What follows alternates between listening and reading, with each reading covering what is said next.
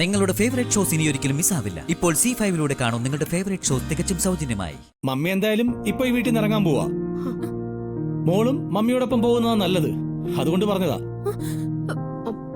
ഇനി കൂടുതൽ എനിക്ക് സംസാരിച്ചിരിക്കാൻ സമയമില്ല. രണ്ടാളും ഇപ്പൊ പുറപ്പെട്ട എത്രയും വേഗം തന്നെ അങ്ങെത്താം.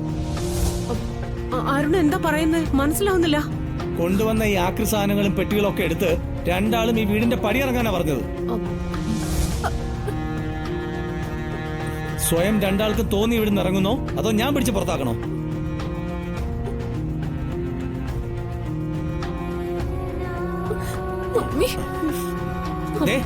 ഇതൊക്കെ പറക്കി കെട്ടിക്കൊണ്ട് രണ്ടാളോട് ഇവിടുന്ന് ഇറങ്ങാനാ പറഞ്ഞത്.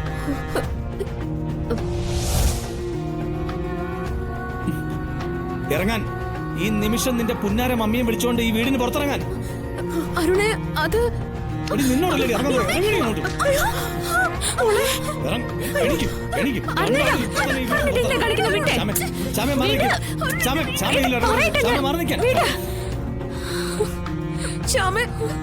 എന്റെ ശ്യാമ എന്നെ രക്ഷിക്ക.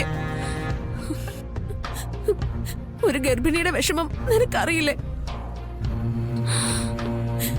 എന്നെ കൈവിടരുതെന്ന് അരുണോട് പറ ശ്യാമ.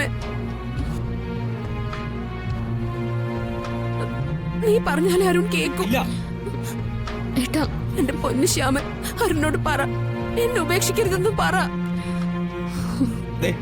ശ്യാമ വെറുതെ ഈ കാര്യത്തിൽ ഇടപെടരുത്.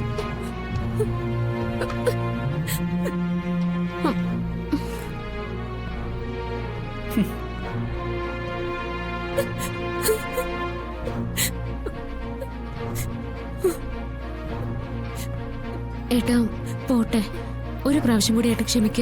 ശ്യാമേ വേണ്ട, ശ്യാമ എന്നോടൊന്നും പറയണ്ട.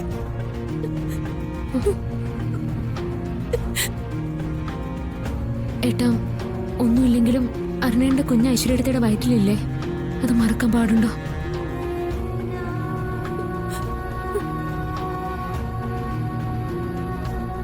ആ കുഞ്ഞ് ഈ വീട്ടിൽ നമ്മുടെ എല്ലാവരുടെ ഒപ്പം വളരേണ്ടതാ.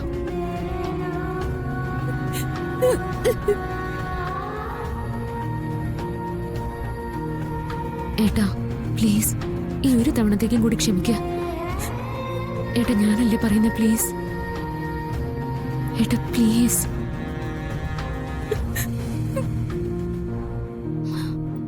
പ്ലീസ് ഏട്ടാ.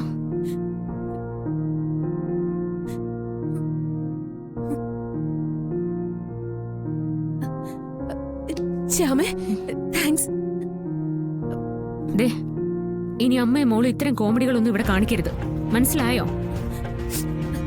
എല്ലാം മനസ്സിലായി ശ്യാമേ.